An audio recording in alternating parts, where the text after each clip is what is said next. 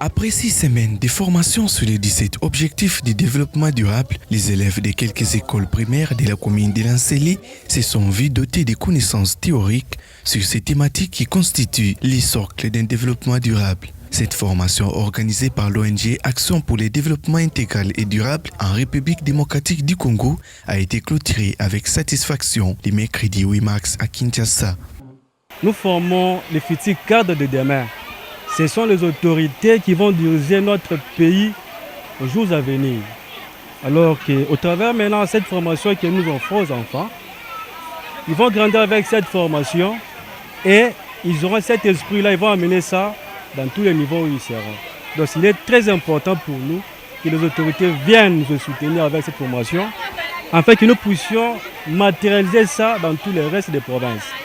Nous avons des difficultés pour atteindre les restes des provinces, alors qu'il y a des écoles dans tous les pays de la République démocratique du Congo. Alors nous demandons au gouvernement de nous soutenir, de venir en aide, de nous appuyer avec les outils aussi informatiques, parce qu'il y a aussi des milliers de rigos. Il y a un problème de connexion, il y a un problème d'électricité. Donc tout ça, ça nous préoccupe. Au total, 30 élèves ont suivi avec succès cette formation.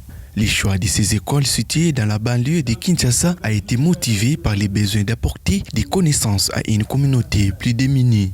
Cela s'inscrit dans la droite ligne de la philosophie des ADID RDC qui milite pour que toutes les couches de la population aient accès facile à la connaissance afin de créer le développement à la base. Vous avez amené les formations, je vous remercie beaucoup.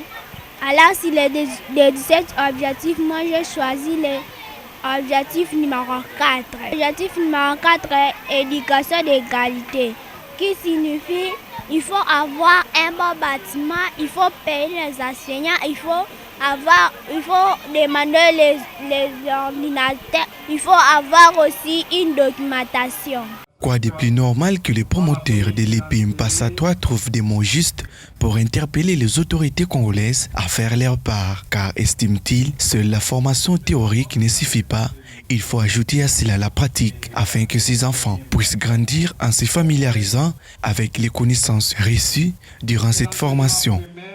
La formation c'est très bien, mais nous demanderons aux autorités du pays de bien vouloir aider l'ONG, parce que l'ONG a aussi ses partenaires, que nous sommes comme les écoles, de bien vouloir aider cette ONG pour que cette formation soit matérialisée. Après tout, je dirais les enfants ont suivi une formation, c'est une étape théorique, maintenant il reste l'étape pratique. Et la pratique, c'est maintenant l'État qui va mettre les moyens en jeu pour que cette théorie soit passée de l'étape théorique à l'étape pratique. Aujourd'hui, chez nous au Congo, il y a tout le monde qui dit qu'au Congo, Makamono c'est la théâtre. Mais nous voulons que la phrase de Papa Mbosso soit réalisée cette fois-ci, que nous sommes à la théâtre. C'est que les enfants ont vu aujourd'hui, que l'État puisse aussi aider ces enfants, que ces enfants aient les mêmes niveaux que les enfants des autres là que nous croyons, que pour être quelqu'un de haut niveau au Congo, il faut que tu sois l'enfant de ou le petit-fils de. Notons par ailleurs que cette formation intervient après celle organisée à Kimbanseke en mars 2022. Fondée par Madame Julie Mpembe Montika, ADID RDC est une organisation non gouvernementale dont le siège se trouve à Kinshasa. Cette organisation milite pour l'atteinte des 17 objectifs de développement durable d'ici à 2030.